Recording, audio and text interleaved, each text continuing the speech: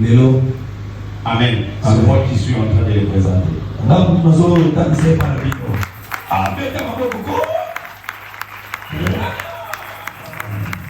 Amen. Amen.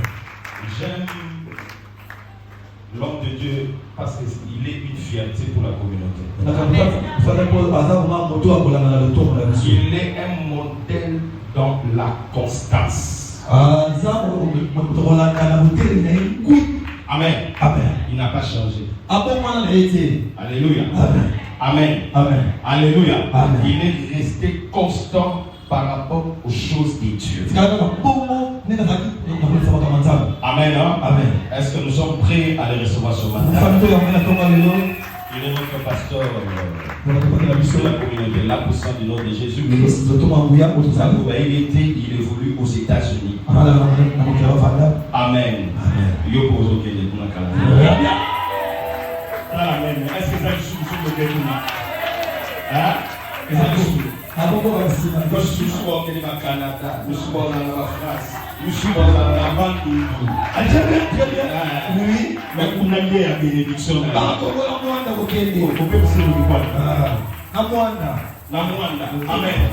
Alléluia. Est-ce que tu peux pousser des cris de joie? Nous laissons l'homme de Dieu, le pasteur Van, notre projet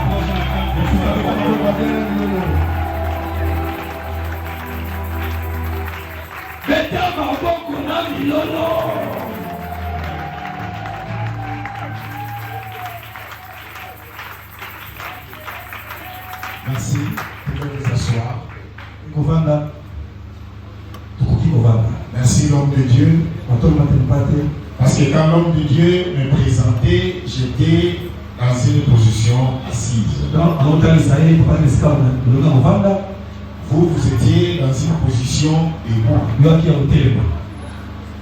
Parce que quand moi je serai debout, vous allez vous asseoir.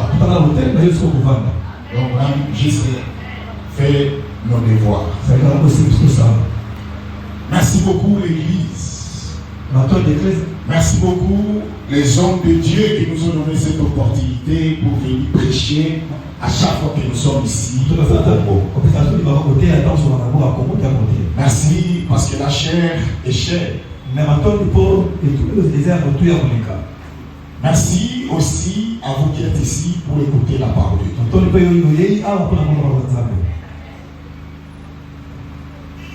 Quand notre bien-aimé chantait, il y a une chanson qu'il a dit: si vous aimez Jésus, vous devez mettre vos mains sur les épaules. Il y a encore: si vous aimez Jésus, vous devez mettre vos mains sur la tête. J'aime cette parole. Mais n'oubliez pas, la Bible nous dit: si vous m'aimez, vous garderez mes commandements. Après avoir gardé la Bible, les commandements de Dieu, alors vous pouvez mettre les mains sur les épaules. Nous allons ouvrir nos Bibles dans 2 Chroniques chapitre 18.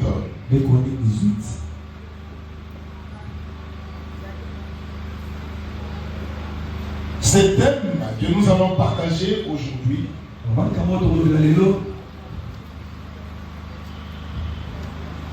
sur les prophétisements dans cette période actuelle. Église, écoute-moi. 2 Chroniques chapitre 18, verset 1 à 34. La lecture est longue, mais nous n'allons pas lire du verset 1 jusqu'au verset 34. Parce que nous avons la matière. Vous allez à la maison pour aller continuer les textes. Mais ce que nous allons lire un peu, du verset 5 et 6.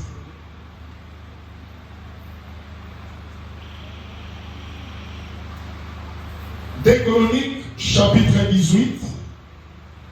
Attendez.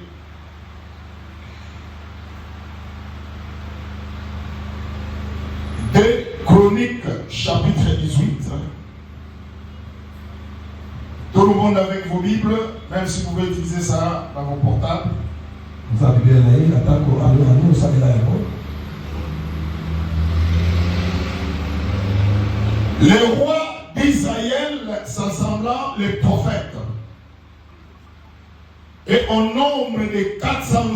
les 400 et leur dit, irons-nous attaquer la monte en Gala?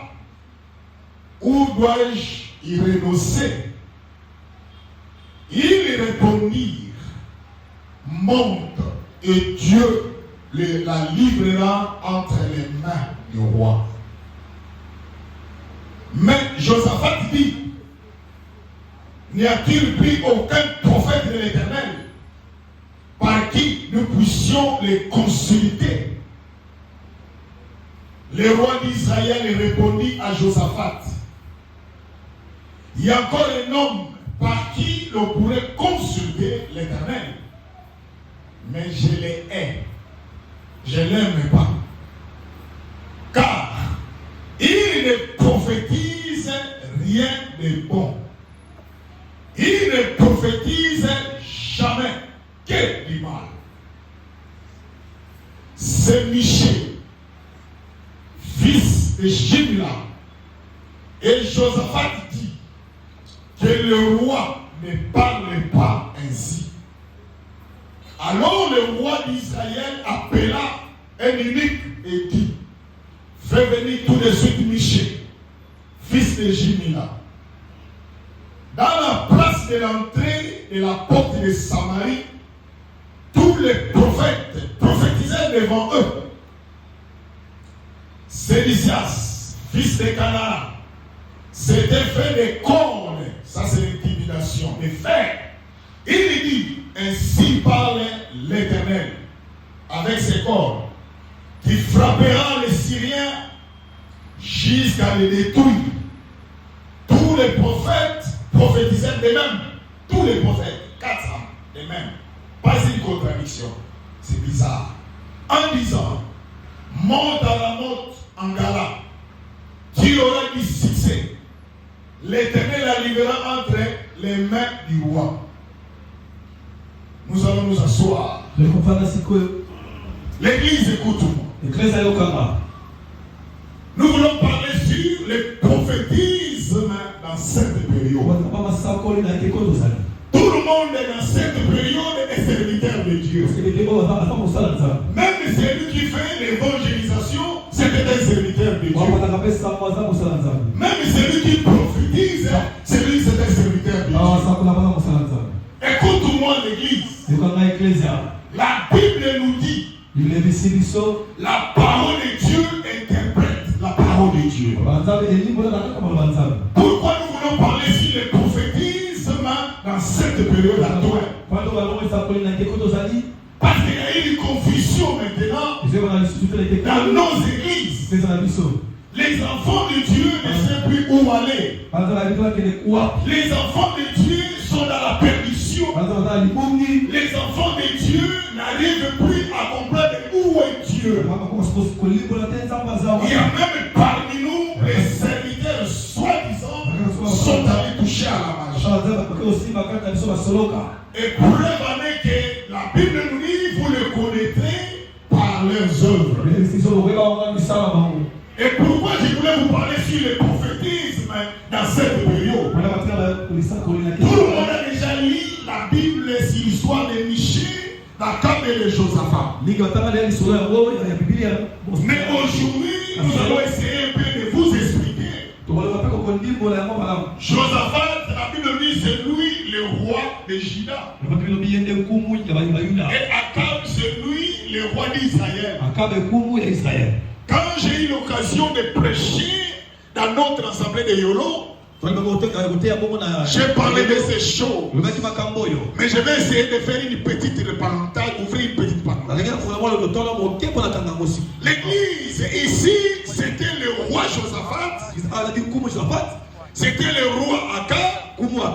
C'était les prophètes de Baal. C'est-à-dire les 400 prophètes. C'était aussi Michée, l'homme de Dieu. Voilà l'église.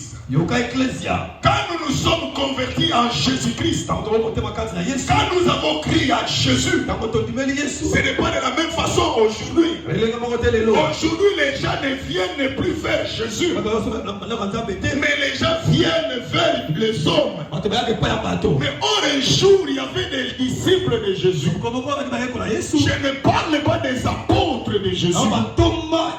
Je parle des disciples de Jésus. Parce que le mot disciple qui veut dire écolier, c'est lui qui apprend les choses. Un jour, ils ont demandé à Jésus, Seigneur, montre-nous les chemins. Dans Jean chapitre 14, Jésus lui dit, je suis le chemin, la vérité et la vie. Nul ne peut venir au Père sans passer par moi. Aujourd'hui, les gens oubliaient Jésus. Les gens ne voient plus Jésus. Mais les gens font des cultes de personnages. Les gens veulent qu'on parle d'eux. Laisse-moi te dire. Je peux te parler de moi. Je peux te raconter de mon histoire et de ma vie. Cela ne changera pas ta vie. Cela n'apportera rien de plus à ta vie. Mais si je t'apporte Jésus, si je te présente Jésus, parce que la Bible nous dit, personne n'a passé la croix. C'est Jésus qui change. C'est Jésus qui porte la guérison. C'est Jésus qui apporte un plus. C'est Jésus qui bénit. Ce n'est pas les hommes qui bénissent. C'est Jésus qui élève. Il vit dans un village où les missionnaires sont venus. Les missionnaires, quand ils sont venus, s'ils trouvaient des enfants qui étaient devenus des serviteurs de Dieu, alors dans ce village-là, et tous les enfants qui étaient des serviteurs de Dieu, les missionnaires donnaient leur maison. Alors toutes les mamans de ce village-là envoyaient leurs enfants pour devenir des pasteurs. Et après cela, pour qu'on puisse donner leur maison, parce que la maison n'était pas donnée, c'est la même chose aujourd'hui. Tout le monde est devenu serviteur de Dieu. C'est pour cela que nous sommes dans une confusion. Il y a même des enseignements où la parole qui est prêchée. Il n'y a même plus la crainte de Dieu dans nos églises. Il n'y a même plus la droiture et l'intégrité. En lieu et place de voir Jésus, nous voyons la réussite. Nous voyons les matériels. Or, la Bible nous dit, c'est la bénédiction de l'Éternel qui a. Elle ne la fait suivre d'aucun chacun. Si Dieu décide de te bénir, personne ne peut arrêter la bénédiction de Dieu. Si Dieu décide de te lever, personne ne peut te rabaisser. Parce que celui qui t'a élevé, il a déjà existé. C'est pour cela, même si vous lisez dans la Bible, dans Genèse chapitre 1, la Bible nous dit, au commencement, Dieu créa. Il y a la présence divine de Dieu et il y a la création. C'est-à-dire Dieu en première position. Et la Bible nous dit, l'Esprit de Dieu s'est mouvé au-dessus des choses. C'est-à-dire qu'il y avait déjà Dieu dans l'existence. Et par la parole de Dieu que Dieu va commencer à créer. Le prophétisme dans cette période. Regardez ici, le roi Josaphat. J'ai promis à ceux qui étaient avec nous les jeudis. Je vais vous expliquer d'où est venu Josaphat. Il y a ceux qui étaient avec nous les jeudis. Nous avons parlé sur les monstres que toi-même tu as créés. J'ai expliqué. Dans nos églises, nous faisons des prières, des combats, on aime ça. Mais nous oublions qu'il y a des fois les combats que nous combattons, si je peux dire ça. C'est nous-mêmes qui avons créé ce monstre. Et ce peuple est venu combattre Josaphat. L'église, écoute-moi. Israël, dans l'Ancien Testament, Israël avait 12 tribus. Parce que dans la Bible, les chiffres ont des significations. Parce que les chiffres 12 signifie signifie alliance.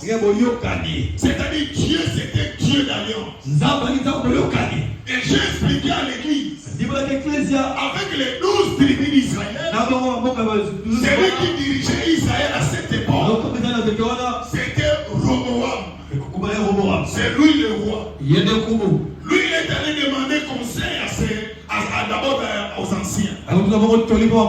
Il est dit aux anciens, Dieu vient de me donner le royaume. Donne-moi un conseil, comment je peux diriger les pays. Les anciens lui ont dit, tes parents, si ton père a fait du mal, toi ne fais pas du mal. Toi, il faut marcher dans la droiture, marcher dans l'intégrité. Lui, il a écouté les conseils des anciens. On est en lieu et place de s'arrêter là-bas. Il est allé encore demander conseil aux jeunes, les gens de la même génération. Écoute-moi l'église. Ne pensez pas que tout le monde qui est une fois devant toi a un cœur de supporter ta bénédiction. Cela n'est pas donné à tout le monde. Mais toi, parce que tu n'as pas la discrétion, tu partages même les secrets de ta vie. Tu l'appelles mon copain. Comme on appelle la terre dans la langue, ma copa.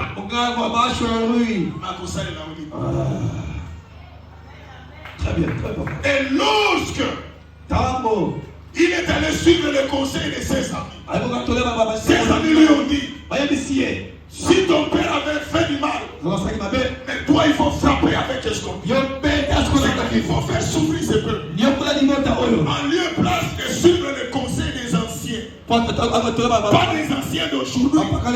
Parce que les anciens d'aujourd'hui, ce n'est plus la sagesse, mais c'est la sorcellerie. C'est la haine. C'est la raquine.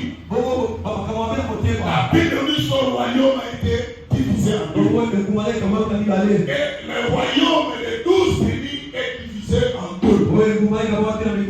Les 10 tribus est allé à Jéroboam. Et les 2 tribus qui est resté est allé à Roboam, celui qui est dit Jéroboam. Et Israël est devenu du nord et du sud.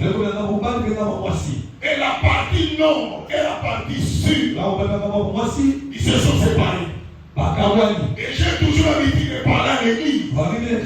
La séparation des fois vient de Dieu, mais la division ne vient pas.